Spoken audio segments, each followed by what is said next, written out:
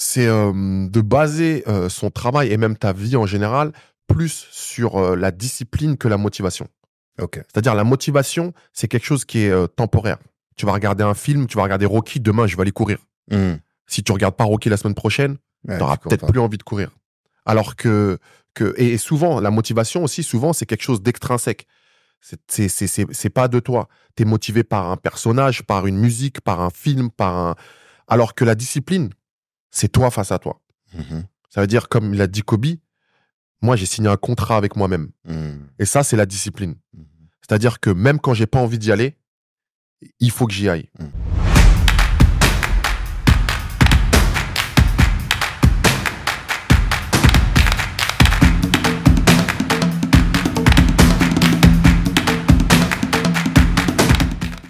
Monsieur Joël Bourema, bonjour. Tanguy, bonjour. Ça va? Ça va bien, merci. Bon, très bien, très bien.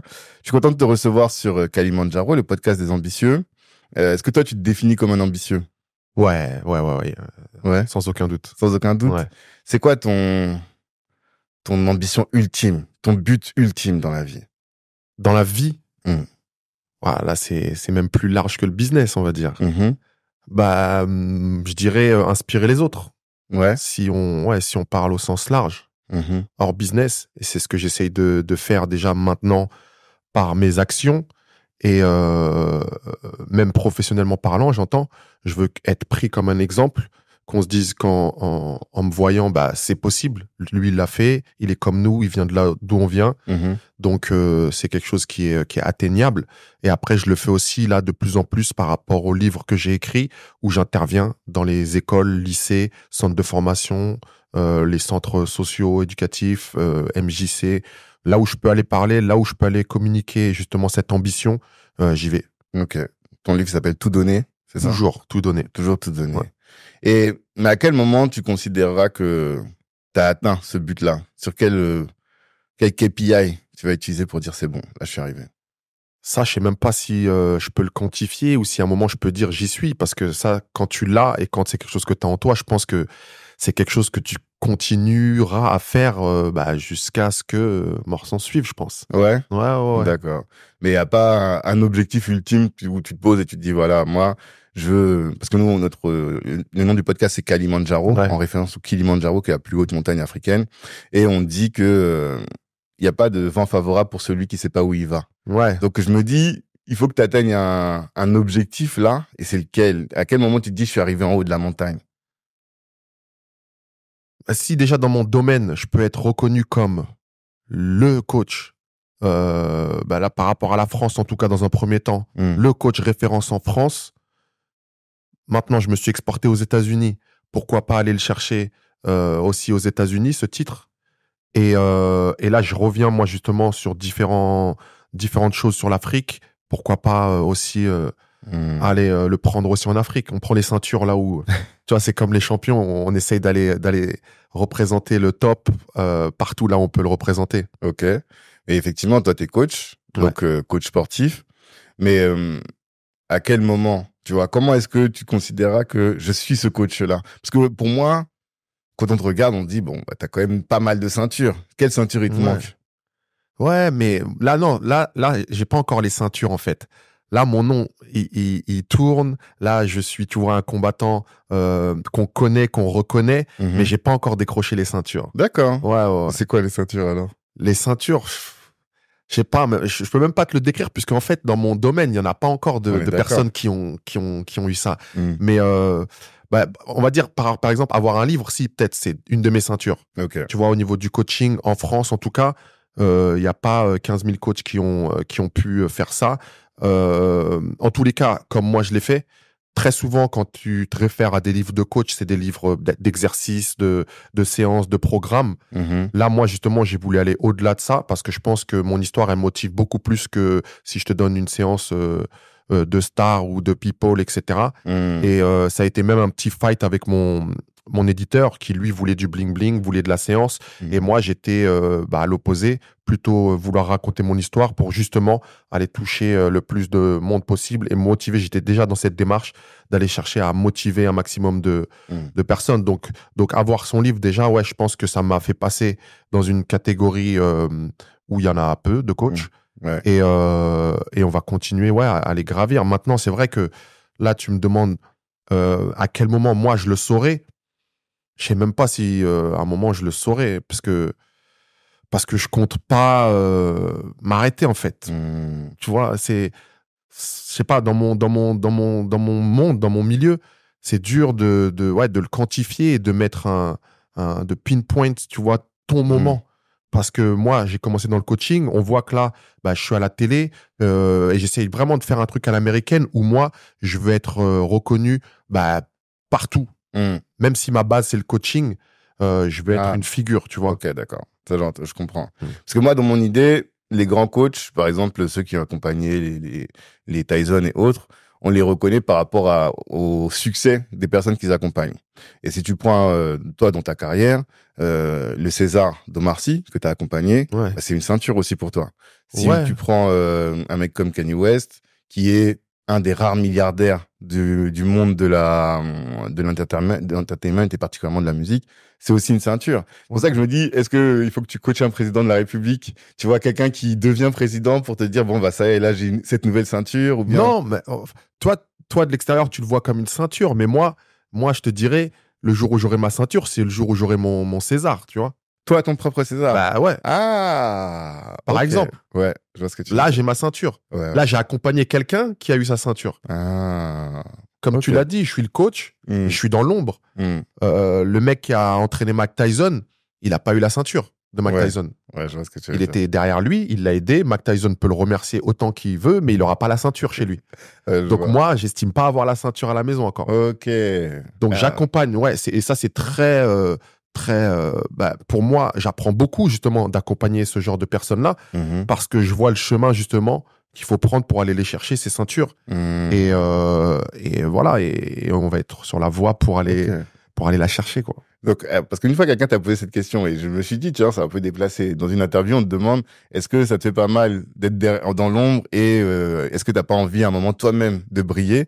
Là, ce que t'expliques, c'est qu'effectivement, toi, tu peux pas te contenter d'être le coach de quelqu'un et il faut que tu sois toi-même ton propre produit. Il faut que je sois quelqu'un. Voilà, le quelqu'un, tu vois. Tu sois le quelqu'un, c'est ça. Le coach de quelqu'un, moi, je vais être le quelqu'un. Et ça passe par le cinéma?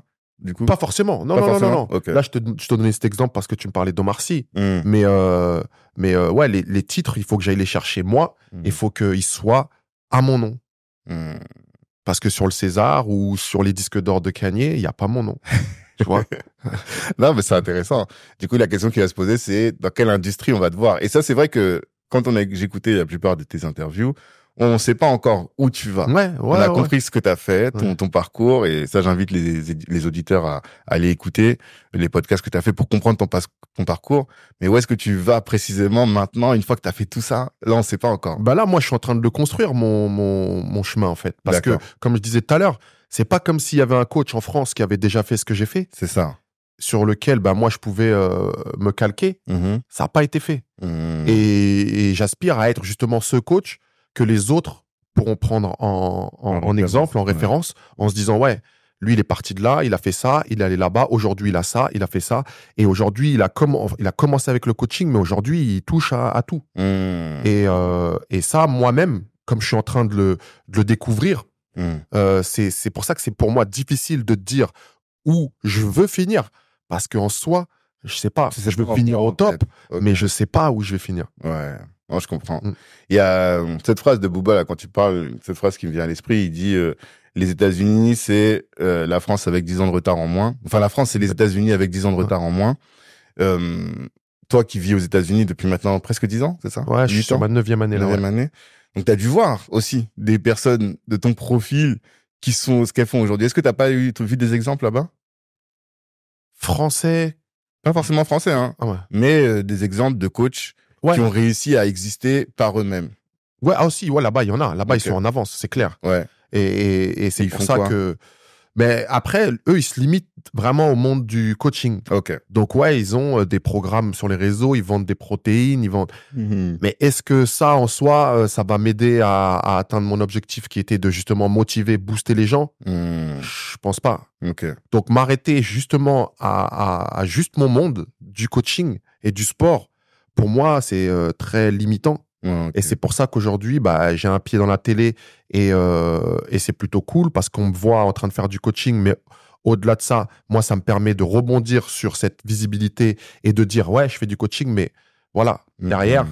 j'ai écrit un livre. Aujourd'hui, je suis à la Starac parce que justement, il y a tout ce vécu. Parce Mhm. que les gens me connaissent via la Starac et ils pensent que j'ai atterri là comme Ça ça. m'a surpris quand t'as dit ça. Je t'ai entendu dire ça dans une interview, je me suis dit, ah, c'est bizarre, je pensais pas que les gens te découvraient à la Ouais, Starac. si, ouais, ouais, Je ouais. pensais que tout le monde sait, tu vois, Mais tes c'est pour faits ça que je d'armes. te dis, je suis connu, on entend mon nom un peu partout, à Mhm. droite, à gauche, sur les gens qui sont, je vais pas dire calés, mais qui grattent un petit peu. Mhm. Mais du grand public, c'est la Starac qui m'a fait découvrir, en fait. Mhm. D'accord. Ouais, ça, c'est intéressant. Parce que bon, bah, du coup, peut-être que certains qui écoutent ne te connaissent pas. Est-ce que tu peux te présenter et présenter rapidement tes faits d'armes? Ouais, bah, moi, je m'appelle Joël Bouraima, j'ai 43 ans, issu de la banlieue ouest de Paris. J'ai grandi dans les Yvelines, petite cité HLM où bah, je suis un petit fan de sport qui veut être prof de sport, qui galère pour y arriver parce que orienté vers la filière un peu garage, CAP, BEP, je me bats pour rattraper une fac de sport. J'ai tellement la dalle que justement j'ai ce DUG, cette licence du premier coup, alors qu'on me disait que bah, parce que j'avais pas fait une filière scientifique, ça allait être compliqué pour moi. Je sors de là, je travaille dans l'événementiel sportif. À la fin d'un an de taf dans cette boîte, je demande une renégociation de salaire qu'on me refuse parce que je parle pas anglais. Là, je démissionne, je décide de partir un an en Australie pour l'anglais et pour ne plus avoir cette barrière et cette porte qui se ferme. Et au retour d'Australie, je décide de commencer le coaching parce que j'ai vu qu'en Australie, c'est pas mal développé. Nous, on est, comme tu le disais tout à l'heure, toujours un peu en retard par rapport aux pays anglo-saxons et surtout au niveau du sport. Donc, je commence à coacher quand je rentre sur Paris. On est en 2007. Il n'y a pas de réseaux sociaux, il n'y a pas encore ce phénomène des coachs, justement. Mhm. Donc, il y a tout à faire. C'est bien et c'est pas bien. C'est bien parce que je vais être un des seuls et mon nom va rapidement tourner. Mais ça a été dur parce qu'il fallait aussi créer cette demande qui n'existait pas spécialement. Mhm. Et c'est ce que j'ai fait en allant toquer aux portes des salles, proposer ce genre de service jusqu'à ce que bah, je me fasse ma petite clientèle et je commence à intégrer la salle de l'usine, qui est une salle plutôt huppée parisienne dans le quartier de l'Opéra, Mhm. où il y a la mode, la finance, le business, la télé, le cinéma qui s'y croisent. Et là, mon carnet d'adresses, il commence à s'étoffer. Là-bas, je fais aussi la rencontre de Steve Gutman, un multimillionnaire américain qui est dans le monde de l'art, Mhm. qui lui va me prendre un peu sous son aile et m'expliquer que ce que je fais, bah, tu peux aller le faire aux États-Unis parce que des comme toi, il y en a pas là-bas. Mhm. Et moi, c'est ce qui me met un peu vraiment qui me motive à m'exporter. Parce qu'en France, j'avais atteint un plafond de verre et on me faisait comprendre que déjà, si tu es coach et que tu prends 4 000 à 5 000 euros, tu es dans la plus belle salle parisienne, sois content. Mhm. Et c'est en rencontrant justement ce monsieur-là que, après un an de travail avec lui, il me présente Kanye West. Mhm. Et je commence donc à travailler avec Kanye West. Et après, à partir de là, bah, ça part en vrille.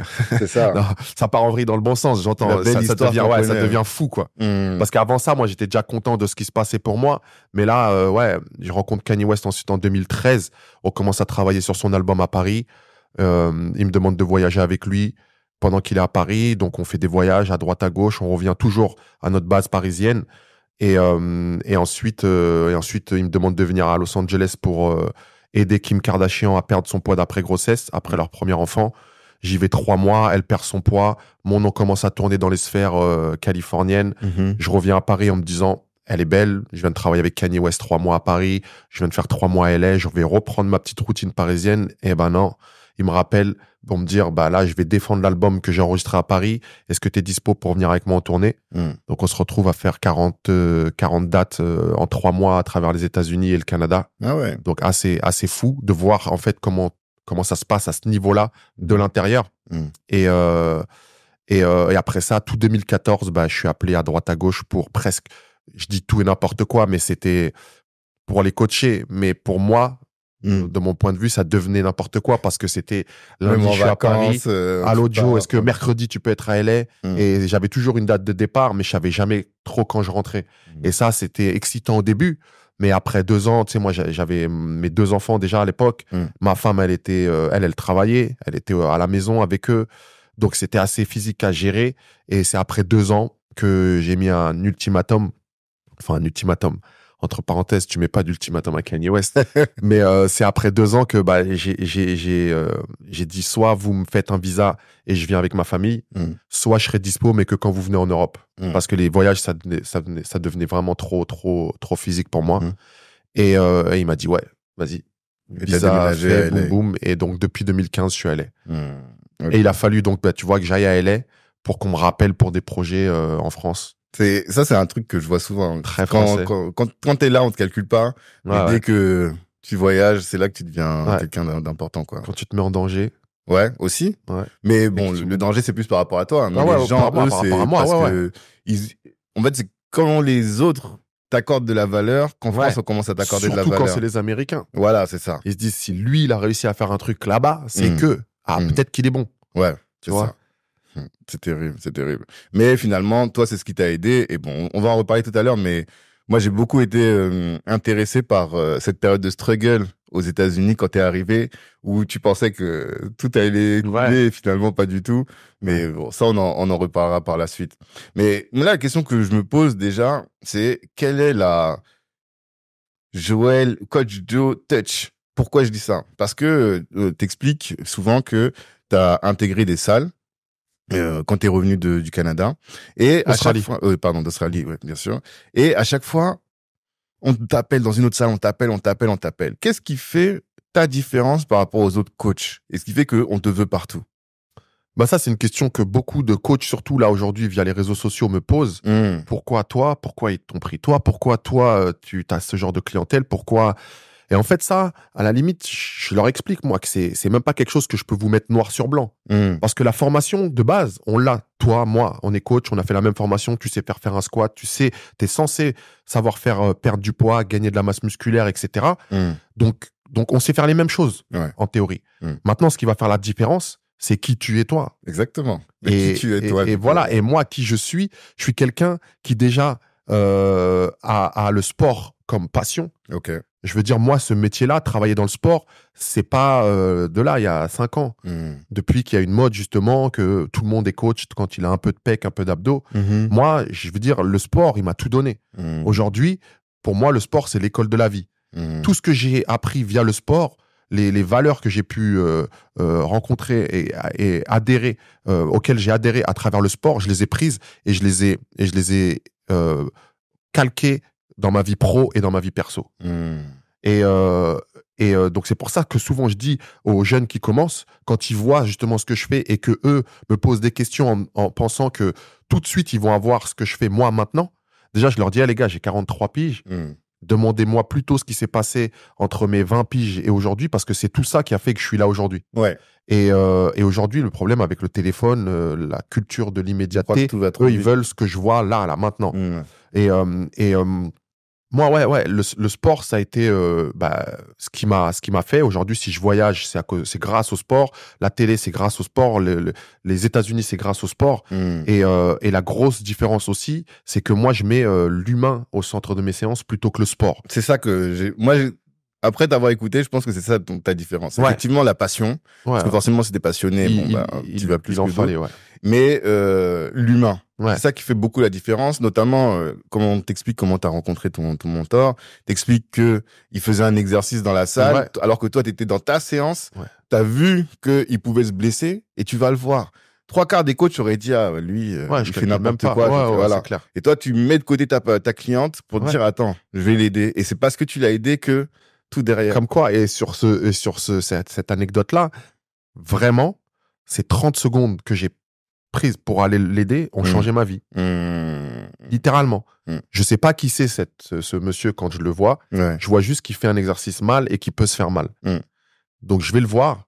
Voilà, maintenant il s'avère que il est multimillionnaire et qu'il a un appartement à Paris, Miami, New York, tout, et qu'il est connecté de fou. Mais ça, quand j'y vais, c'est pas marqué sur sa tête et tu le sais pas. Donc ça aussi c'est ça a été une de mes forces, et c'est pour ça aussi que j'ai appelé le livre Toujours tout donner. C'est-à-dire que à aucun moment moi je voulais regretter quelque chose. Donc dans tout ce que je faisais, je donnais tout. Pour que même si à un moment j'échoue, je puisse me retourner ou moi me regarder dans une glace et dire vas-y, par la tête haute. T'as tout fait dans les règles, t'as tout donné. C'est juste que ça a échoué. Passe au prochain projet. Et là, tu vois, ces extra 30 secondes, eh ben, je les ai donnés, mais tu vois, avec un bon fond. Parce que, encore une fois, je ne savais pas qui c'était ce gars-là. J'y vais vraiment en me disant, je veux pas qu'il se blesse. Et si j'avais pas pris ces 30 secondes, je serais pas là en train de te raconter mon histoire. C'est ça, ta vie, elle aurait été totalement différente. Parce que c'est clair. lui qui a été le point de contact avec beaucoup d'opportunités. Pour tout ce que derrière. je suis en train de faire à l'international, c'est lui qui a été l'étincelle, ouais.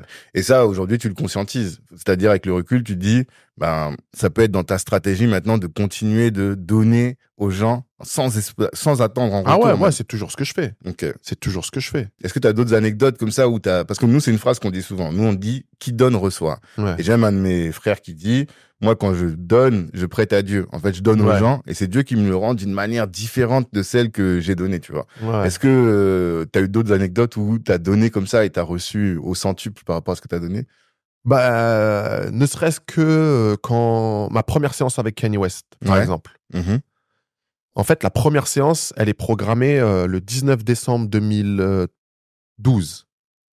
Moi, je sors d'une année où j'ai travaillé comme un dingue et j'avais dit à ma femme, 18 décembre 2012, on part en vacances. Je décroche les téléphones, plus rien. Le problème, c'est que mi-décembre, j'ai le contact avec Kanye West. Ouais. Et quand je les ai au téléphone, ils me disent, Joe, on veut une séance le 19. Et comme je t'ai dit, moi, j'ai préparé mes vacances, tout. Madame, t'inquiète, les billets d'avion, ils sont là. On part avec les 2 enfants le 18.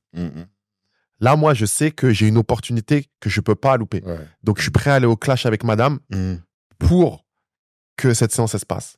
Je l'emmène, on s'embrouille, bien sûr. Je l'emmène à l'aéroport. Elle part. Moi, je vais faire ma séance le lendemain, le 19. J'étais censé reprendre un billet pour aller la rejoindre tout de suite après. J'y vais. Et Kanye West, il vient pas ce jour-là. Ouais.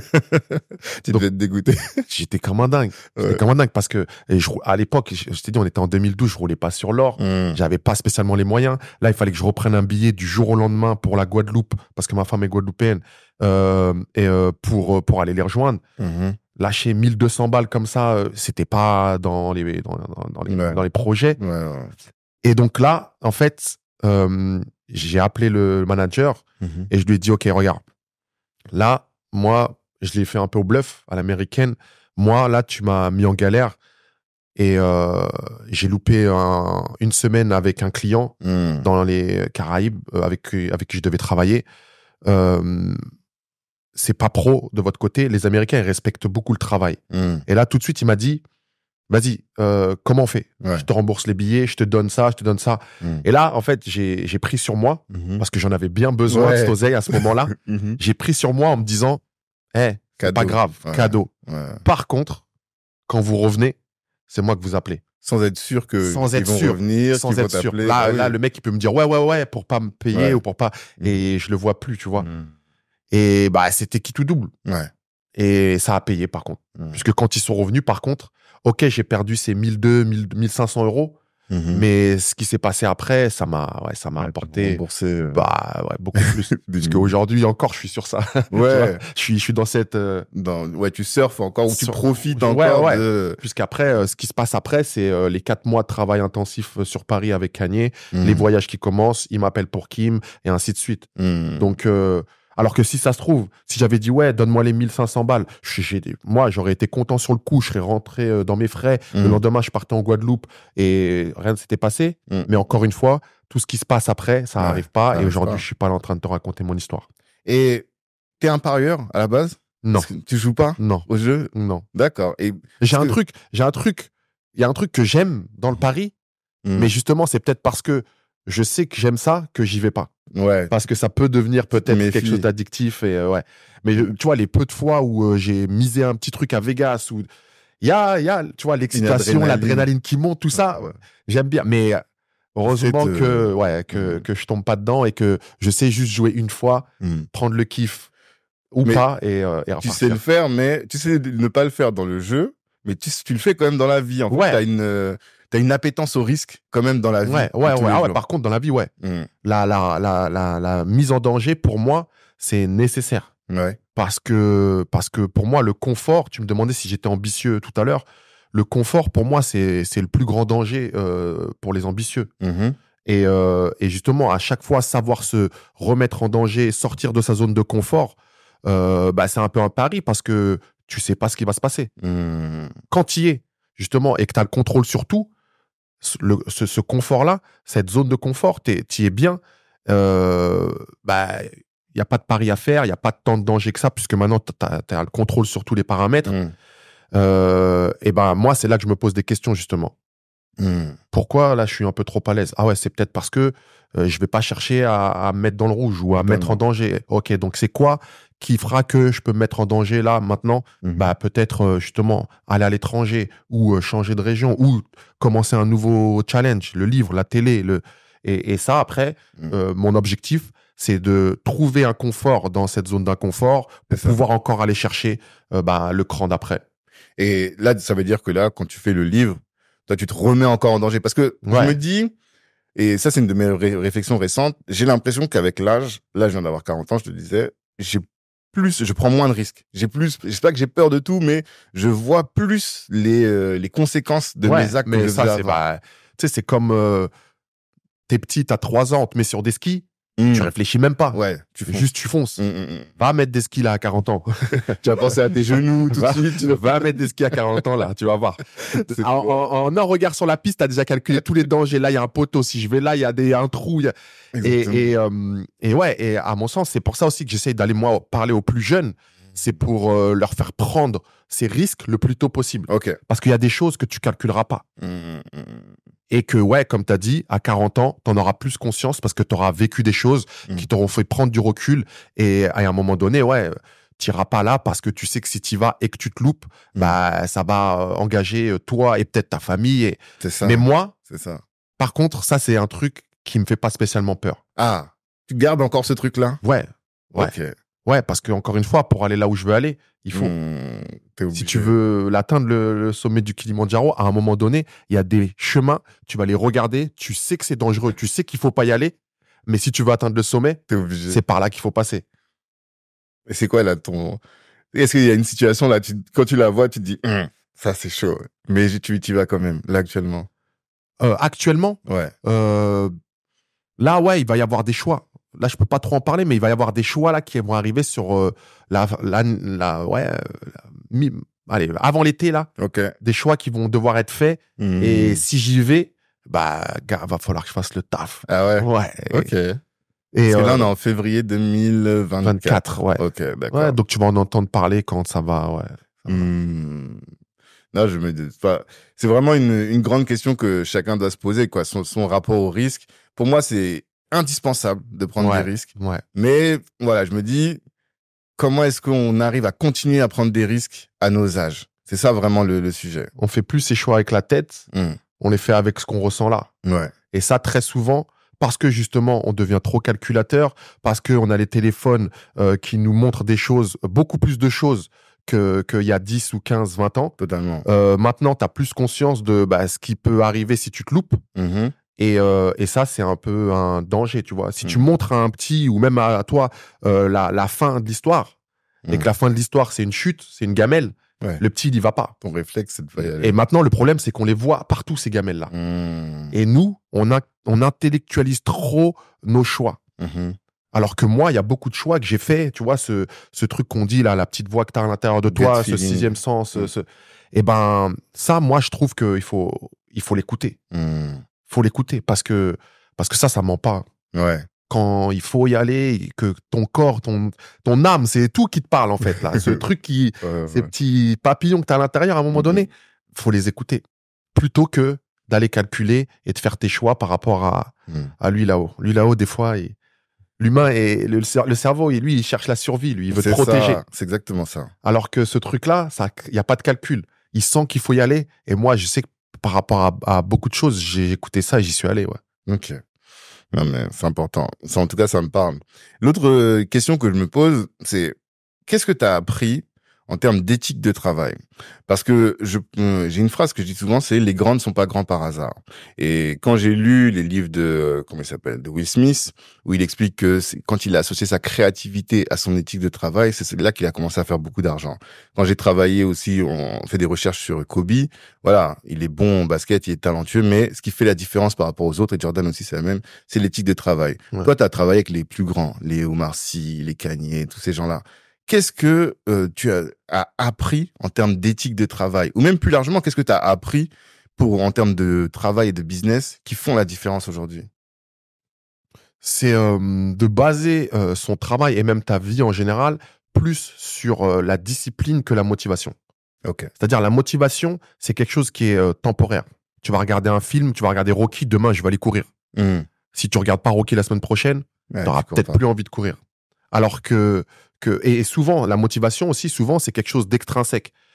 C'est pas de toi. Tu es motivé par un personnage, par une musique, par un film, alors que la discipline, c'est toi face à toi. Ça veut dire, comme l'a dit Kobe, moi, j'ai signé un contrat avec moi-même. Et ça, c'est la discipline. C'est-à-dire que même quand j'ai pas envie d'y aller, il faut que j'y aille. Et tu parlais de Tyson aussi tout à l'heure. Tyson, il disait la discipline, c'est de faire ce que t'aimes pas comme si tu l'aimais. Totalement. Et ben, moi, tous les gens que j'ai pu côtoyer, c'était ça qui ressortait vraiment. Okay. Cette discipline où ils allaient là où ils devaient aller. C'est pas là où il faut être. Là. Je dois faire ça. Je dois être là. Je dois y aller. Moi, je sais, comme je disais tout à l'heure, que j'ai pris beaucoup des valeurs que j'ai rencontrées au niveau du sport, que j'ai juste appliquées à ma vie de tous les jours. Et la discipline, en fait, ça en faisait partie. Le mec, s'il veut être bon dans le sport, il faut qu'il passe des heures à l'entraînement. Et ça, il n'a pas toujours envie d'y aller. Ouais. Mais si tu veux aller au top, c'est par là que tu dois passer. Donc, privilégier la discipline à la motivation, parce que la discipline s'inscrit dans le temps. Pour moi, ça a été une de mes grandes leçons. Mais moi, le problème que j'ai toujours avec ça, c'est ça s'invente pas, la discipline, en fait. Non. C'est soit tu l'es, soit tu l'es pas. Enfin, des fois, c'est l'impression que j'ai. Comment est-ce que tu acquiers la discipline? C'est ça plutôt. Il faut se faire mal. Ouais. Il faut se faire mal. Et il faut, comme je t'ai dit, se rendre des comptes à soi-même. C'est-à-dire que si tu as dit que demain, tu vas t'entraîner à 6 heures, me dis pas qu'il a plu ou qu'il faisait froid. Tu t'as dit que tu vas t'entraîner à 6 heures. Et ça, répéter, en fait, c'est ça qui va faire que la discipline va s'installer et que pour toi, après, il n'y a plus de dialogue à avoir avec moi-même. Est-ce que j'y vais ou j'y vais pas? Non, demain, 6 heures, je cours. Et quand tu écoutes Kobe, c'est beaucoup comme ça que lui, il travaillait, tu vois. Il n'y avait pas de détour possible. Sinon, il n'arrivait même pas à se regarder dans un miroir. Ouais. Parce qu'il avait l'impression de s'être trahi lui-même. Ouais, mais Kobe, t'as l'impression qu'il est fou un peu quand tu parles avec lui. Mais vraiment, ouais, des fois, ouais. Tu vois, quand je parle avec lui, comme si j'avais parlé avec lui. Quand tu écoutes ses vidéos, tu te dis, voilà, lui, je pense que depuis qu'il était petit, de toute façon, il est rentré dans la NBA, il devait avoir 18 ans. Ouais. Depuis qu'il est petit, il avait ça. Ouais. Mais quelqu'un qui serait quand tu l'écoutes, non, mais depuis qu'il est petit, il avait pas ça. Ah, quand tu l'écoutes, il avait pas? Quand tu l'écoutes à 14 piges, déjà, il l'avait pas spécialement. Il allait le chercher. Parce qu'il le dit à 14 piges, il jouait pas. Ouais. Il était sur le banc. Ouais. Donc, il l'avait pas à ce moment-là. Ouais, qu'est-ce qui a fait qu'il l'a eu? Il a eu l'étincelle, il s'est réveillé. Et après, il a fait ce que je t'ai dit là. Il a signé ce contrat avec lui-même où il y allait. Et après, mentalement, il a été très fort aussi parce que il savait comment aussi abattre ses adversaires avant même d'avoir touché un ballon ou avant même d'avoir joué. Juste psychologiquement, il était un cran au-dessus. Et ça s'est développé. Si par exemple un gars vient te voir qui a la quarantaine et qui dit voilà, moi j'ai envie de changer de vie, passer à un autre level, et tu lui dis voilà, il faut que tu sois discipliné, il va dire ouais, mais comment je deviens discipliné? Tu vas lui dire quoi? Si vraiment c'est ce qu'il veut, et déjà moi je vais sonder si vraiment il est motivé pour, si c'est pas juste justement une motivation comme ça d'un soir. Parce que moi je veux pas m'investir et donner de l'énergie à quelqu'un qui va si moi je veux dire je me lève à 6 heures du matin pour que toi tu sois en retard ou que tu sois pas là. Moi, ça m'intéresse pas. Totalement. Parce que moi, je sais que je le fais. Je peux le faire. Et là, je le fais pour toi. Si toi, tu suis pas, vas-y. Et ce genre de personnes, moi, je leur laisse pas spécialement de temps. Ouais. Ah ouais. Tu viens me voir en me disant, je veux perdre du poids, je suis motivé. Là, dans 3 mois, ok, vas-y, viens. Je te dis qu'il faut faire ça pour y arriver. T'es prêt? Si tu me dis oui, Mm. ça y est, on est parti. C'est-à-dire que je vais être sur ton cul à 6 heures du matin. Ouais. Mais donc, toi, là, dans cette situation, tu vas aider quelqu'un qui a déjà pris conscience, tu vois. Mais comment tu fais avec quelqu'un, tu sens que, voilà, il sait même pas comment se discipliner lui-même, quoi. Là, Vas lui dire, est-ce que tu vas lui dire d'aller chercher en lui ce qu'il lui faut absolument ou... c'est clair qu'en tout cas, moi, par rapport à mon travail de coach, c'est de lui faire comprendre que moi, je suis juste un facilitateur, mais je ne ferai rien pour lui. Si ça vient pas de toi, le coach, tu peux prendre le meilleur coach du monde. À un moment donné, il peut pas le faire pour toi. Ouais. Il pourra t'orienter, il pourra rentrer dans ta tête, te parler, et c'est justement d'allumer cette étincelle. Mais après, celui qui va le faire, c'est toi. Et ça, c'est une grosse partie justement du dialogue que je vais avoir avant mes séances ou avant même de commencer une prépa ou même une relation avec quelqu'un. Et est-ce que tu as appris d'autres choses quand tu as regardé ces gens-là, du coup? Ces grandes personnalités. C'est que très souvent, ils sont jamais satisfaits, en fait. Ok. Et tu vois, quelqu'un comme Kanye West, où tu as l'impression, moi, quand je l'ai rencontré il y a 10 ans, où tu te dis, ouais, le mec, il a tout fait, quand tu parlais avec lui, il te disait, mais qu'est-ce que tu me racontes? Moi, la musique, là, ce que tu vois, c'est 20% de ce que je peux faire. Alors, tu te dis, ouais, si la musique, c'était juste 20%, c'est quoi les 80% restants? Et en fait, la suite lui a donné raison, parce que moi, à l'époque, il était en train de commencer Yeezy. Ça n'avait pas encore commencé. Ok. Sa marque Yeezy. Il était encore chez Nike, quand je l'ai connu, moi.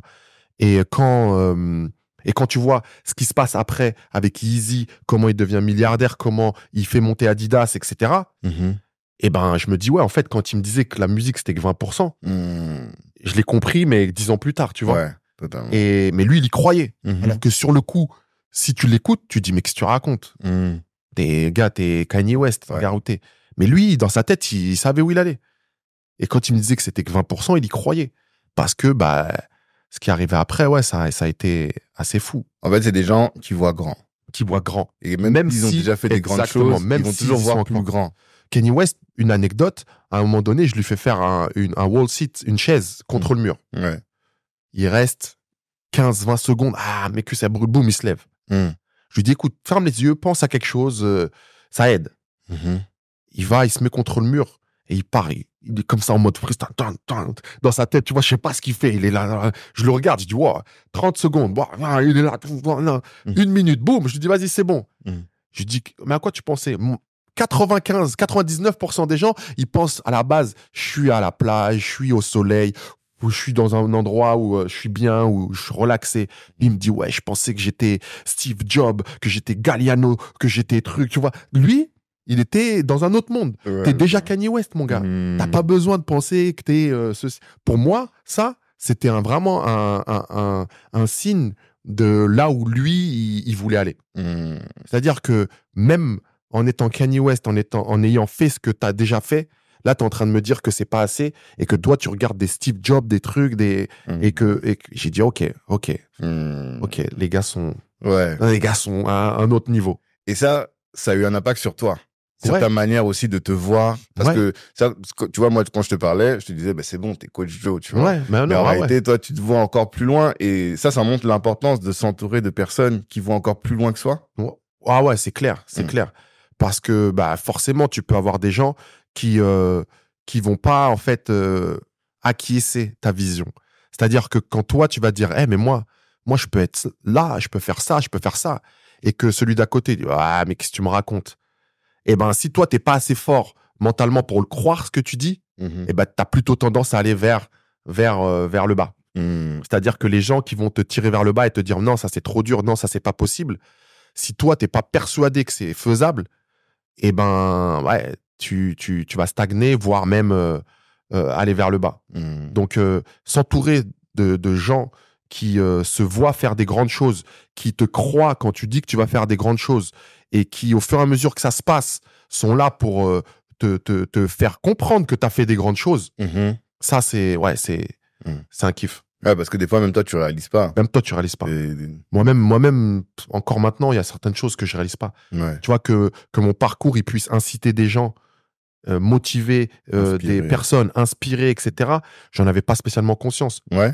Ouais. À quel moment t'as pris conscience? C'est quand j'ai écrit le livre. Ah ouais? Ouais. Jusqu'à ce moment-là, pour toi, Moi, j'étais dans t'étais un mon mec taf. comme Moi, j'étais dans mon taf. Je un faisais coach mon comme truc. les autres. Pas comme les autres. Je voulais être à chaque fois le meilleur dans ce que je fais. Mais voilà, j'avais pas conscience que ce que j'étais en train de faire, ça pouvait motiver des gens, D'accord, inspirer des gens. d'accord. Et à un point où, tu vois, quand le livre, il arrive, quand l'opportunité du livre, elle arrive, je leur dis non. Je leur dis, mais non, c'est trop prétentieux. Qu'est-ce que je vais écrire un livre? Ah, j'ai 37, 38 ans. Je vais raconter quoi? Et c'est après, avec le recul. Et c'est surtout après, avec l'émission, j'ai fait, il y avait un reportage sur 50 Minutes Inside qu'ils ont fait sur moi. Où en fait, à la fin de ce reportage, déjà, la journaliste me demande, Joe, c'est quoi tes projets? À l'époque, moi, j'ai pas spécialement de projet. Parce que justement, je vois comme ça, moi, vous savez, je suis arrivé, qu'est-ce qu'elle me parle de projet? J'ai coaché Kanye West, je suis avec les Kardashians, truc. Et je lui dis, oh, dis que j'écris un livre, dis que je vais écrire un livre. Ah, alors que c'était même pas un vrai projet. Alors que, comme les ricains, ils disent, fake it till you make it. Ouais. Là, c'était la partie fake it, la partie make it. À la suite de ça, il y a 4 maisons d'édition qui me contactent. À la suite de cette interview-là. Ah. Et c'est là où je me dis, ah ouais, il y a un intérêt. Donc, il y a des gens qui... Mais bon, je calcule pas trop encore. Et ensuite, j'ai peut-être, je sais pas moi, entre 500, 600 messages sur les réseaux sociaux. Bam, bam, bam. De tout. Des parents qui me disent, ouais, mon fils, il a vu ça, il est dans le sport, il veut faire comme vous. Des mecs au star qui me disent, oh, j'ai vu ton truc, mon frère lourd, je l'ai envoyé à mon petit frère, il faut qu'il... Et je me suis dit, ah ouais, ok. Donc ça parle à des gens quand même. Donc le livre, ça serait peut-être une réponse à ces gens. Ouais. Et c'est pour ça que je me suis battu aussi pour que ce soit une biographie et un truc qui explique mon parcours plutôt qu'un livre de séance et de... Ouais. Et vraiment, c'est à ce moment-là que je commence à prendre conscience. Mais même après ça, j'écris le livre et voilà, boum. Et je me dis, ouais, il va faire son petit bout de chemin. Et là, maintenant, je vois la réponse qu'il y a par rapport au livre. Ouais, et c'est là où, tu vois, les écoles m'appellent. Il y a un centre de formation qui en a pris 2500 à Paris, qui ont 4 campus, auprès desquels je suis allé faire des interventions. Et quand je vois les petits, tu vois, comment ils sont à l'écoute et surtout comment ils rebondissent sur ce que je leur dis. Moi, d'avoir ces retours, ça me tu sais, c'est comme je disais tout à l'heure, moi je suis sur l'humain, donc avoir ça pour moi, ça c'est une récompense. Ouais, je vois. Tu vois. Et je suis en train de kiffer de plus en plus ce process là. Ouais, c'est lourd. Et qu'est-ce que ça t'a apporté en termes de business et de compréhension du business d'être aux États-Unis? Parce que bon, on l'a dit, ils sont en avance. Il y a sûrement des choses que tu as vues et tu t'es dit, c'est de battre le fer tant qu'il est encore chaud, quoi. Ok. C'est-à-dire que, par exemple, là, moi, quand je reviens en France, tout le monde autour de moi ont l'impression que, ouais, calme, Joe, tu vas trop vite. Qu'est-ce qu'il y a? Samedi, dimanche. Mais non, il n'y a pas de taf le samedi, dimanche, tu vois. Et moi, je suis là. Vas-y, il y a 100 livres pour là-bas. Ils ont commandé. Demain, je vais là. Tu vois, même nous, tu as vu comment l'interview, il s'est calé. Ouais. Tu m'as appelé, ouais, boum, bam, bam, bam. Vas-y, viens, Kevin, on fait. On s'est dit, il est trop réactif. Mais voilà, c'est comme ça. C'est comme ça. Là, pour te dire, si je le faisais pas aujourd'hui, je pars mardi, on le faisait pas. En tout cas, pas maintenant. Et je me suis dit, voilà, le gars, il me contacte, c'est il trouve un intérêt, il trouve mon parcours intéressant, ça peut peut-être inspirer sa communauté. Il y a des gens inspirés. Vas-y, go, Joe, vas-y, go. On peut le faire telle heure à telle heure, c'est possible. Et ça, avant. C'est typiquement américain. Ouais. Vas-y, il y a des choses à faire. Tu dors là, vas-y, tu dors là, il y a des trucs, tu vois pas. Et en France, on a tendance à justement, vas-y, tranquille, il y a le temps. Ouais. Lundi, vas-y, fais le lundi, tranquille. Alors que entre vendredi et lundi, il y a 2 jours, 48 heures. En 48 heures, tu sais ce que tu peux faire. Tu peux changer ta vie en 48 heures. Donc, que ce soit un samedi ou un dimanche, oublie, fais seulement. Et ça, ouais, ça m'a changé dans ma manière de penser le business et c'est pour ça que quand je reviens en France, tout le monde a l'impression que je fais 1 million de trucs. Ouais, c'est l'impression que ça donne. Hein. On te voit dans tel événement, telle école, tel truc. Enfin, t'es vraiment dans l'hyperactivité. Ouais. Et ça, pour toi, c'est la méthode américaine. Ouais. Et dans ton hyperactivité, il y a aussi la nécessité, j'ai l'impression, de communiquer. Tu communiques beaucoup. C'est-à-dire, sur ton Instagram, moi, je te suis depuis quelques mois en tout cas. Ouais. Et voilà, tu communiques sur tout ce que tu fais. Et ça pour moi, c'est pas quelque chose qu'on fait beaucoup en France, quoi. Non. En tout cas, pas suffisamment. Ouais. Et moi-même, je le faisais pas. Ok. Et là, tu vois, j'ai tendance, et même ça, c'est moins bien, j'ai tendance à le faire que quand justement j'ai de l'activité et de la visibilité. Après, dès que je reviens à LA et que je suis à la maison, posé et tout. Ah, tu communiques plus? Je m'endors. À ce Ok. niveau-là, je veux dire. Hein. Tu Ok. vois, au niveau des réseaux sociaux et tout. Hmm. Moi, les réseaux sociaux, je les ai connus tardivement, puisque c'est que quand je suis arrivé aux États-Unis. Ouais. Et après, je m'en suis pas servi spécialement parce que moi, c'était pas mon taf. Hmm. Et encore aujourd'hui, tu vois, moi, je fais 0 € avec mes réseaux sociaux. Ok. Là où il y a des coachs qui en ont fait beaucoup moins que moi, Ouais. mais qui Prennent sont de l'argent. beaucoup plus actifs Bah oui. et beaucoup meilleurs que moi au niveau des réseaux sociaux et qui, eux, génèrent des revenus. Hmm. Moi, aujourd'hui, les réseaux sociaux s'arrêtent, ma vie, elle change pas. Hmm. Donc, Il c'est y a un bien. avantage et un Mais inconvénient. maintenant, je me dis, c'est bête de passer à côté de ça. Mhm. Donc là, c'est pour ça que je vais commencer à travailler dessus et faire des choses. Et après aussi, la raison pour laquelle je communique comme ça et que je montre ce que je fais, toujours, y a pas si tu me suis depuis 2-3 mois, il n'y a pas de bling-bling. Non. Je monte pas de, Non. regarde, il y a de l'oseille, il y a des montres, il y a des Non, ceci, il non, y a non. des cela, je m'en fous. Mhm. Ça va pas spécialement. Si, ça peut te motiver, mais comme je disais, ça va être quelque chose de temporaire. Mhm. Moi, ce que j'essaie de te montrer, c'est que regarde, je le fais pas juste un jour, 2 jours. C'est la discipline. Tout le temps. Tous les jours, tu vas me voir comme ça. Ouais. Je le fais pas là pour te faire un Instagram et un post. Hmm. C'est comme ça que je suis vraiment. Mhm. Et ça doit te motiver, toi, à aller chercher cette discipline.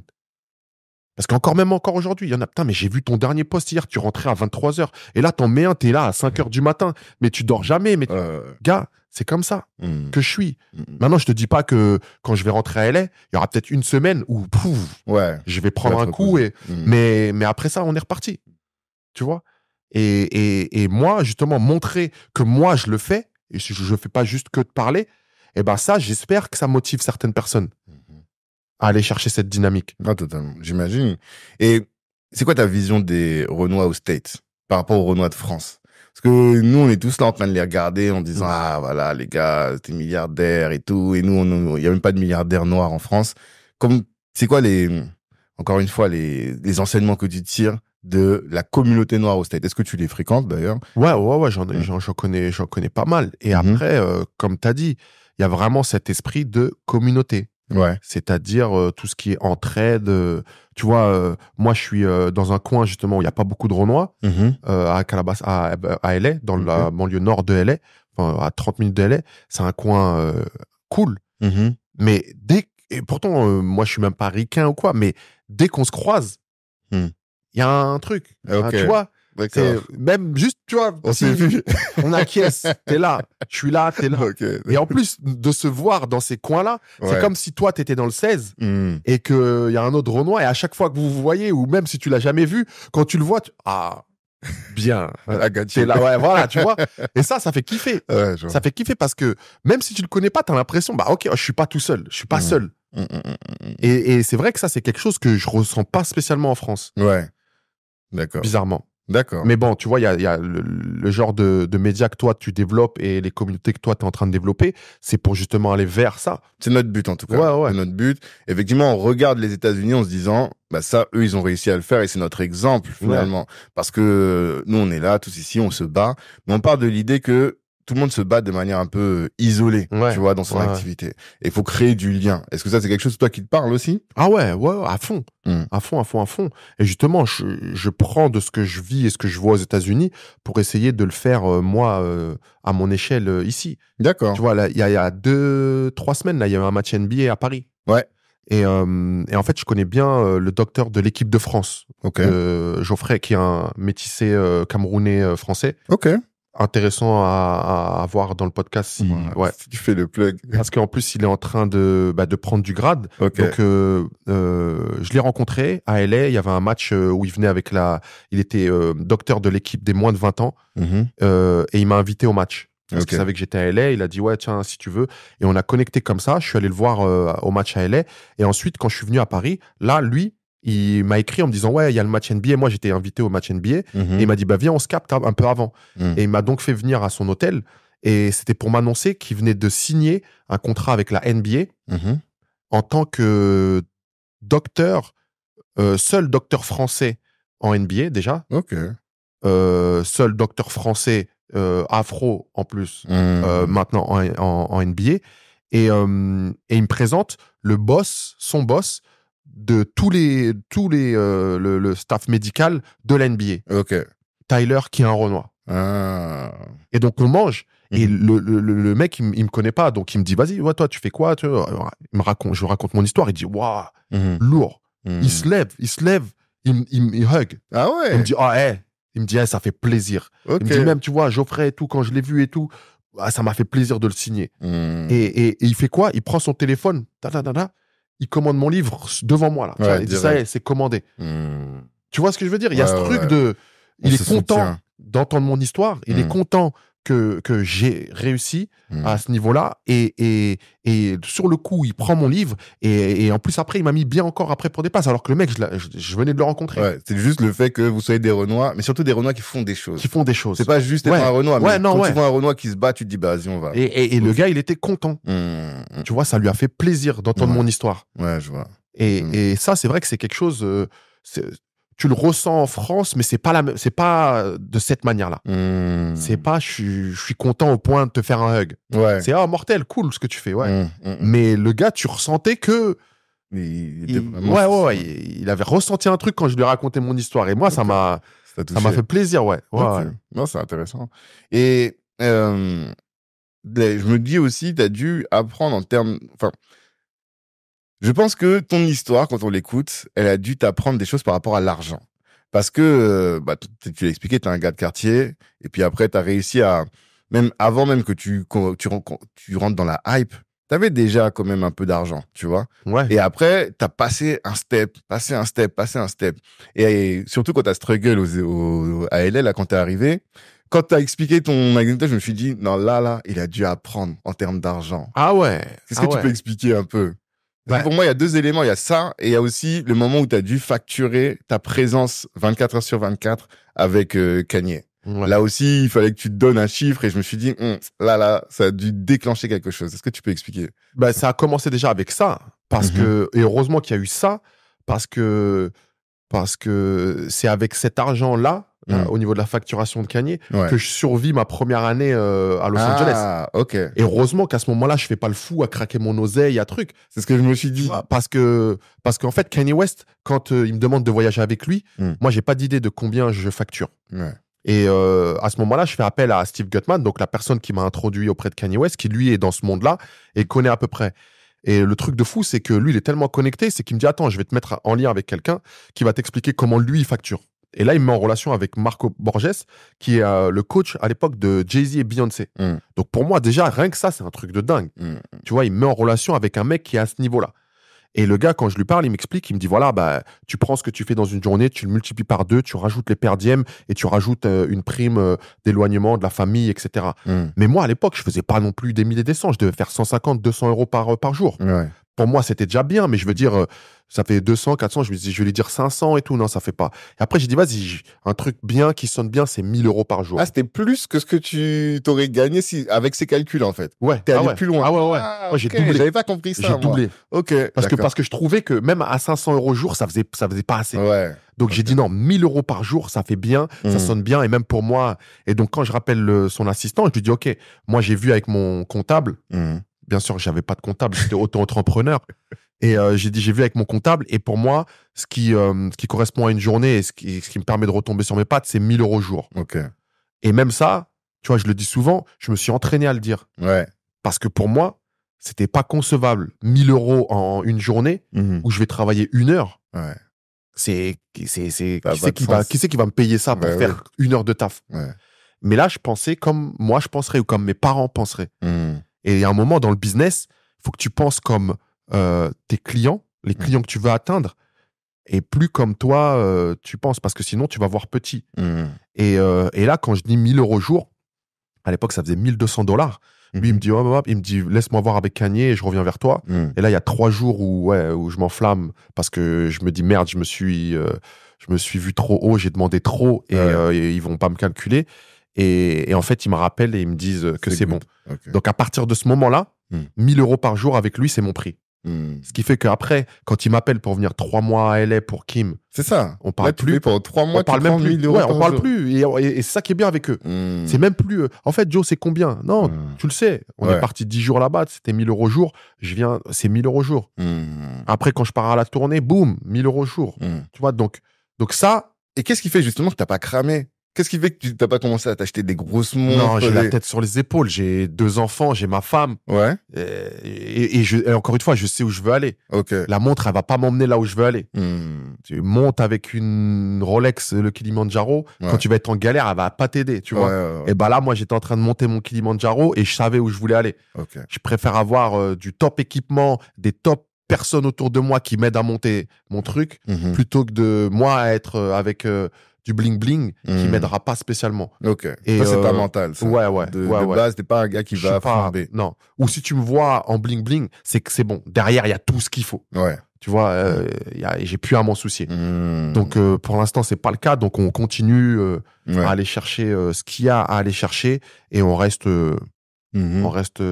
simple. Et c'est ça qui t'a permis, parce que donc t'expliques, est-ce que tu peux expliquer aux gens ce qui se passe quand tu arrives aux États-Unis, déjà le switch pour aller t'installer aux États-Unis et finalement comment est-ce que tu vis pendant que en fait, voilà, tout ça se passe et dans l'excitation, quand le visa il se fait, le visa, il faut savoir qu'il se fait en mai 2015 et moi, je bouge en août 2015. Donc on a 3 mois pour moi, j'y retourne 2 semaines pour trouver les écoles, l'appartement, etc. Et moi, je suis tellement excité, tellement dans le speed que il y a des choses auxquelles je réfléchis pas spécialement.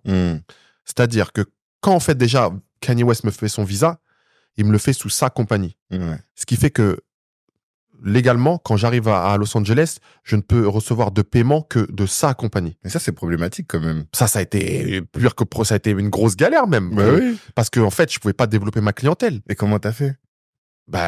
C'est là où ce que j'avais accumulé, et heureusement que je l'avais accumulé, m'a aidé à tenir. Ok. Parce que quand j'arrive, il faut savoir que justement, Kanye West qui me payait 1 000 € jour, quand j'arrive là-bas, ça devient 200 € la séance. Ouais. Donc, et un Kanye West, même s'il me prend 3-4 séances par semaine, ça me fait pas assez pour vivre. Ouais. Parce qu'il faut savoir que quand j'arrive là-bas, même si c'était qu'un petit appartement à la base, c'était déjà 2005 l'appartement, c'était 1 000 € par enfant pour l'école maternelle et CE1. Et c'était 500 € par mois pour la voiture. Donc, avant même d'avoir mangé, fallait déjà sortir 5 000. Ouais. Et moi, à ce moment-là, je les fais pas rentrer, les 5 000. Ben oui. Donc, les calculs, ils sont pas bons du tout, tu vois. Donc, heureusement que j'avais ce petit matelas. Ouais. Parce que moi, tant bien que mal, j'essayais de faire un maximum de séances, j'essayais de faire des trucs à droite à gauche pour essayer de récupérer de l'oseille avec des clients autres que Kanye.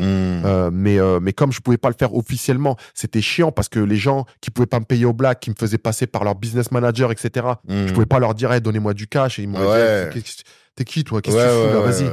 Et ce qui fait que, non, la première année, je suis à la gorge. Et comment t'as fait du coup pour dépasser ça? Il y a un moment, t'as dit à Kanye, on change le contrat pour que... C'est après 1 an et demi que, en fait, je rencontre quelqu'un qui me permet de mettre sur sa société au niveau du visa. Du visa. Et en fait, via sa société, lui, il agit comme un agent avec moi. Et un agent, il peut m'envoyer, en fait, voir différents clients. Ce qui fait que moi, ça me permet de toucher à tout le monde. Et après, en fait, je monte ma boîte sous mon visa et après à partir de là ça y est, c'est bon, tu vois. Mais non, cette première année et demie, pour te dire, si moi le Covid il arrive à cette période là, je rentre en France.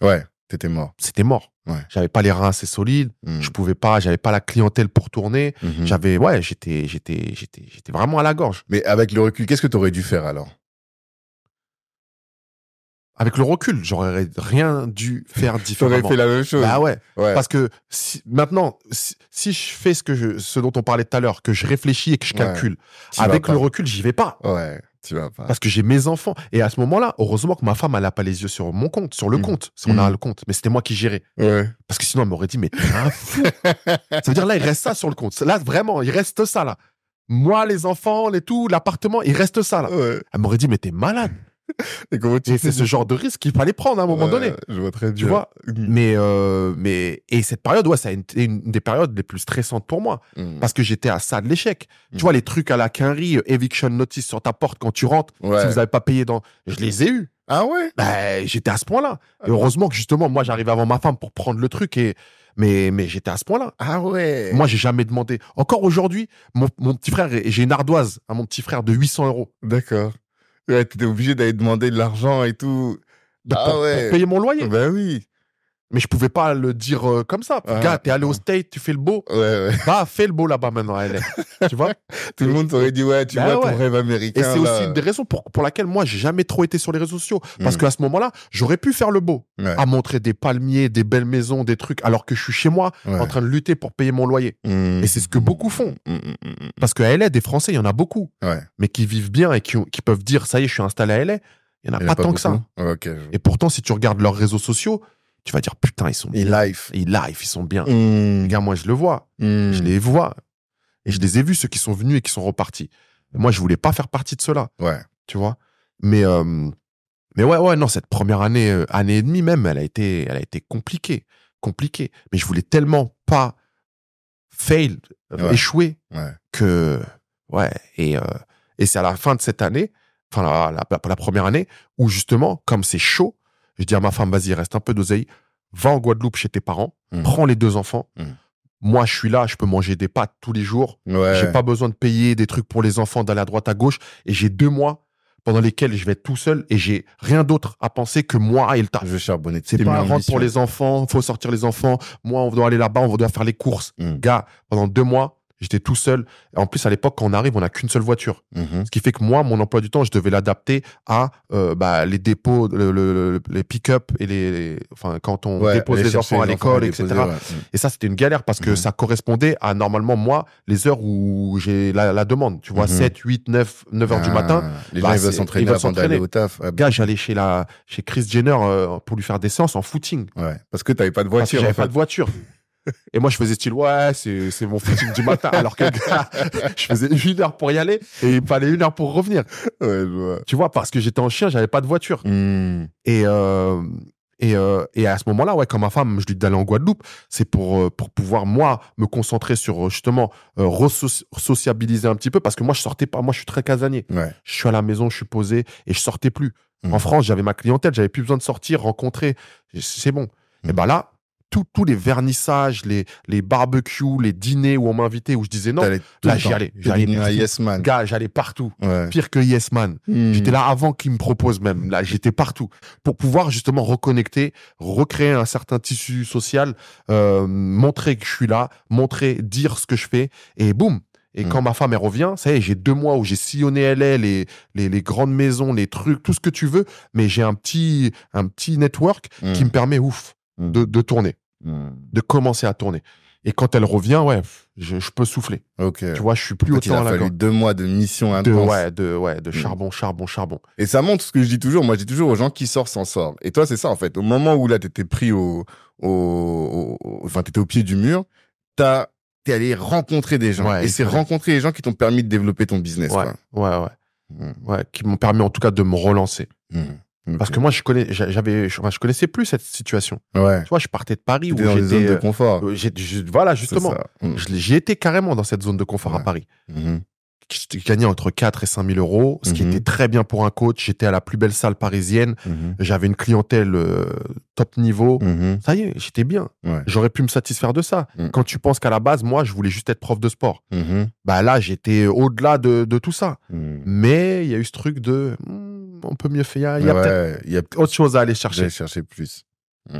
Et qu'est-ce que tu enseignes à tes enfants, du coup? Mes enfants, bah déjà, je leur fais faire du sport. Parce que comme je l'ai dit au début, moi, toutes les valeurs que j'ai, elles sont issues du sport. Et j'ai fait qu'adapter ces valeurs que j'ai acquises via le sport à ma vie professionnelle et personnelle. Donc déjà, même si là, eux, ils vivent dans un milieu plutôt privilégié et qu'ils rencontreront pas les galères que moi, j'ai pu avoir plus jeune, etc., le sport, en fait, ça ment pas. Là, mon fils, il fait du football. En plus, il fait du football américain. C'est même pas moi qui l'ai mis là-dedans, c'est lui qui a choisi, parce que moi, je connaissais rien. Exactement. Et c'est même mieux. Tu vois, il serait mis au foot, je serais peut-être sur ses côtes à lui dire, fais ça, parce que ça, je connais. Là, il s'est mis au football américain et il a une niaque. Ça me fait plaisir. Je suis content de voir ça. Parce que je sais qu'il l'a là. Il a 12 ans, mais je sais que... Et comment il a cette niaque? Qu'est-ce que tu mets dans ses céréales au matin pour que la niaque? C'est comment je lui parle, ce que je lui fais faire. Et après, c'est lui, en fait, ce qu'il voit au jour le jour. Tu vois, le fait, quand je lui dis, au début, pourtant, il aimait pas. Et c'est là où je te dis, Kobe, il l'avait pas au début. Quand il était sur la touche, sur le banc, il n'avait pas cette grinta là, cette niaque. Et ben mon fils, rapidement, je lui ai fait des petits entraînements. Mais pareil, sans être le père relou, parce que les gens, ils pensent, ouais, il est coach, il doit défoncer son fils. Franchement, j'ai essayé de le faire en sorte que lui, il aime ce qu'il va faire. Et surtout qu'il comprenne pourquoi il est en train de le faire. Et là, on est à un niveau où chaque saison qu'on s'entraîne, il voit et on lui dit qu'il est meilleur la saison d'après. Et lui, il le sent. La manière dont il court, dont les contacts se font, dont il est plus solide. Et ça, il aime bien ce ressenti. Il aime bien cette sensation. Il voit les résultats. Et donc, c'est lui, parce qu'il a ressenti ça, il l'a vu, qui me demande maintenant. Par exemple, là, j'étais pas là pendant 3 mois. Ils ont fini la saison en fin novembre. D'accord. D'habitude, décembre, je les laisse souffler et on reprend tranquillement en janvier, tu vois. Ce texto, il m'a fait plaisir. Il m'a écrit, il m'a dit, papa, la saison, elle est finie, c'est bon, on a gagné et tout. Mais là, qu'est-ce que je fais pour pas perdre mon cardio? Frère, t'as 11 ans. Tu vois, moi, à l'époque, je voulais juste jouer au ballon. Là, lui, ça y est, il est déjà dans ce délire de j'ai accumulé quelque chose, j'ai vu que ça a fonctionné. Maintenant, qu'est-ce qu'il faut faire comme travail pour pas le perdre? Et il me demande. Et là, il est en train de reprendre à sa sauce et tout. Moi, je lui dis rien. Et là, il m'a dit, vas-y, graine, mais là, ça y est, j'ai mis la graine. Et cette graine d'apprendre à travailler pour pouvoir se développer et d'avoir des résultats. À la mettre à cet âge-là. Parce que comme tu as dit tout à l'heure, qu'est-ce que je dis à quelqu'un de 40 piges qui me dit maintenant je veux... l'arbre, il a déjà pas mal poussé, sauf qu'il a poussé en travers comme ça. C'est ça. Et pour le ramener dans l'axe, c'est toujours plus compliqué. C'est possible, mais c'est plus compliqué. Alors que quand la graine, elle est mise au début et que, tu vois, là, je vois, on a des bambous là devant nous, là. On pousse droit comme ça, comme les bambous, là. Et là, lui, c'est ce qu'il est en train de faire. En tout cas, j'espère que c'est ce chemin-là qui va suivre. Je te parle même pas pour l'aspect sportif. Il devient pro, c'est tant mieux, c'est ce que tu voulais faire. Mais je sais que ce qu'il est en train de faire via le sport, quand il va faire ce que j'ai fait moi, l'appliquer à sa vie de tous les jours, ça va fonctionner. Ça va fonctionner. Et parce que le sport, ça ment pas. Et pour l'argent, qu'est-ce que tu leur donnes comme conseil? L'argent, ils voient de façon que, déjà que moi, je me tue à la tâche pour en avoir. Et que quand je l'ai, c'est pas pour du bling-bling, encore une fois, c'est pour faire des choses pour nous. Tu vois? Ils comprennent ils savent c'est quoi le loyer qu'on est en train de payer là. Ce que ça représente. D'accord. Et que pour aller payer ce loyer, moi là, si je suis en France, c'est pour qu'on soit à l'aise et que, tu vois, ils comprennent les phases où moi je pars assez longtemps, où je pars à 6h du matin. Ça, ils le savent. Tu leur expliques. Ah ouais, à fond. Et ils ont pas tout ce qu'ils veulent, même s'ils pourraient. Tu vois, parce que je pense, moi, et je trouve que c'est nécessaire d'avoir un minimum de frustration, tu vois, pour pouvoir apprécier les choses. Et eux, non, je t'ai dit, même si là, ils sont dans un milieu privilégié et qui côtoient des gens, des petits qui sont à d'autres niveaux, moi, je vais faire en sorte de leur amener, tu vois, le meilleur des deux mondes. C'est-à-dire, ça, tu vois ce que tu vois avec tes copains et tout, ça, c'est possible de l'atteindre. Regarde, on n'y est pas encore, mais on est avec eux, on est là, et toi, tu peux y aller. Mais à la base, rappelle-toi, nous, on vient pas de Calabasas, là. On vient pas de, tu vois. Voilà d'où on vient. Tu les ramènes à Saint-Cyr et tout pour qu'ils voient. Bien sûr. Quand ils vont chez la grand-mère et tout, ils sont avec les cousins, et ils sont dedans, Nous, on est entre Saint-Cyr, Guyancourt, Trappes, justement, on est, tu vois, c'est notre secteur. Donc, bien sûr qu'ils y vont. D'accord. Et ils savent et ils comprennent. Et là, tu vois, ma prochaine étape, c'est d'aller au Sénégal et au Bénin. Là, tu fais une parfaite transition parce que là, tu vas bientôt partir. Et la dernière question, c'est lié à l'Afrique. C'est quoi tes projets par rapport à l'Afrique? C'est d'essayer d'aller amener toute mon expérience. Et je vais pas arriver en disant il faut que mon expérience elle serve à ça, il faut faire ça. Non, je vais venir avec mon expérience et eux vont me dire où elle peut être le plus utile, la plus utile. D'accord. C'est vraiment dans cette démarche-là que je vais y aller. Donc toi, t'as dit t'as des origines sénégalaises et béninoises. Ouais. Ok. D'accord. Et t'es déjà allé? Ouais. Ok, d'accord. Et quand tu dis ton expérience, ça va être dans le sport, dans l'entertainment. Ça va être dans le... Aujourd'hui, je pense que tu as acquis des connaissances qui vont au-delà même du sport. Et c'est tout ça que je veux essayer d'apporter. D'accord. Parce que là, il y a beaucoup de choses qui sont en chantier justement dans nos pays.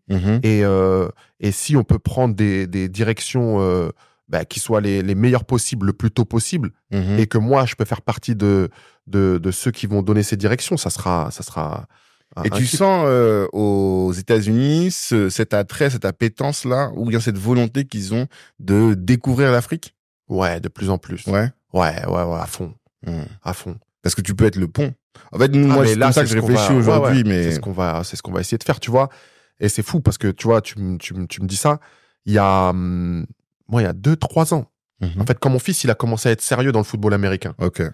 Et je réfléchissais justement à faire. Je faisais le parallèle avec la NBA. Ouais. On a la balle, là, tu vois, la NBA Afrique. Ouais. Et donc, pas mal de joueurs, maintenant, de plus en plus en tout cas, joueurs africains qui évoluent en NBA. Ouais. Mais si tu prends la NFL, pas encore. Et là, t'as vu que cette semaine-là, j'ai vu la vidéo là. Toi aussi, tu l'as vu. J'ai vu la vidéo là. NFL en Afrique. Ouais. NFL en Afrique. Ouais. Et tu vois tout ce qu'ils décrivent. C'est. J'en parlais justement avec Geoffrey, le docteur de la NBA là. Okay. Qui, lui, justement, ils l'ont pris lui parce qu'il est francophone et qui sera amené lui à s'occuper de la balle. Ok.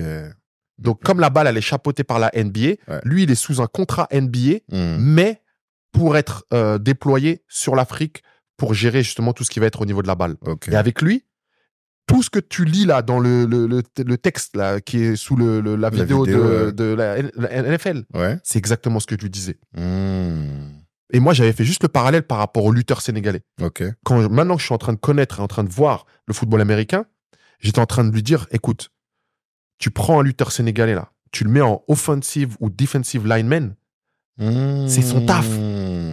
Les mecs là, comment ils sont explosifs, massifs, tu lui dis à lui, personne touche le quarterback derrière, mais il y a personne qui passe. Parce que les qualités physiques, ils les ont déjà eux. Okay. Maintenant, tu les adaptes au football américain, mais c'est fini. Il y a un vrai business. Mais de dingue. Oui. De dingue. Donc c'est pour ça, quand j'ai vu là qu'ils avaient octroyé 30 places pour les combines, pour 30 athlètes africains. Les combines, c'est les tests physiques qu'ils font avant la NFL, avant d'entrer en NFL ou en NBA. D'accord. Et là, il y a 30 athlètes africains qui vont y aller. Okay. Je me suis dit, mais ça y est, ils m'ont. Il y a quelqu'un qui est rentré là-dedans, il est en train de faire tout ce que j'ai dit là. Et comment tu vas faire pour te positionner alors? Non, mais le truc, c'est que c'est le début là. Ouais. C'est en train de commencer. Et encore temps. Moi, tu vois, j'ai passé des diplômes, des certifications là justement pour pouvoir coacher au niveau du football américain. Enfin, moi, je veux même pas coacher. À la base, c'était juste pour être sur la ligne de touche avec mon fils, tu vois. Ok. Et là, c'est parfait. Je vais essayer justement de monter en compétence dans ce domaine-là pour pouvoir à un moment donné justement être le pont, et s'il y a besoin de connaissances au niveau du football américain en Afrique, moi je suis français, francophone, africain, évoluant aux États-Unis, donc j'ai vu le sport de près. Moi j'ai préparé des joueurs qui aujourd'hui sont en collège, en passe de senior NFL. J'espère pour eux, d'ici 2 ans, on devrait avoir au moins 3 joueurs de Calabasas High School en NFL. On en a déjà un, Darnay Holmes, qui est aux Giants. Et le fait justement de côtoyer tout ça, de prendre en connaissance, ça sera parfait quand il va falloir du personnel qualifié pour aller... Mais parce que j'ai remarqué, on a fait un épisode avec Yann Balikouzou, qui est agent de basket, agent de joueurs. Et aujourd'hui, il est salarié d'une entreprise, d'une grosse agence aux États-Unis. Et ils l'ont recruté pour ça, pour aller chercher, sourcer des talents en Afrique. Et donc là, il y a une opportunité énorme. Là. Ouais. Énorme. Et pour l'instant, l'Afrique, il y a pas encore, on n'a pas encore d'Africains. Il y a un Ghanéen, un Nigérian, mais je veux dire, c'est pas la norme. Ok. Donc ça va peut-être être si tu vois un flux de joueurs africains vers la NFL, tu penses on va trouver des solutions en tout cas. Mais ça, je le note bien. Dernière question, parce que tu dois partir. Qu'est-ce que tu veux absolument que notre audience, qui est la jeunesse noire de la diaspora, qu'elle retienne de cet échange? Ou plutôt, toi qui as vu un peu ce qui se passe aux États-Unis, quel message tu as envie de leur laisser absolument à cette jeunesse noire qui est en France? C'est de penser que dans tout ce que vous entreprenez, ce que vous représentez, ça va au-delà que votre personne. Tu vois, il y a une couleur qu'on porte, et ça, on peut pas faire autrement. Et forcément, quand on va se présenter dans des hautes instances, face à des gens pour faire du business, même si, oui, je suis français, etc., on représente quelque chose. Et on représente des gens. Et on le voit à l'effet inverse. Quand des Noirs font des choses mal, ça nous retombe dessus aussi. Donc moi, je vous pousse à avoir conscience de ça. Parce que c'est ça aussi, des fois, on n'en a même pas conscience. De la même manière que moi, je te disais, j'avais pas conscience que j'inspirais les gens,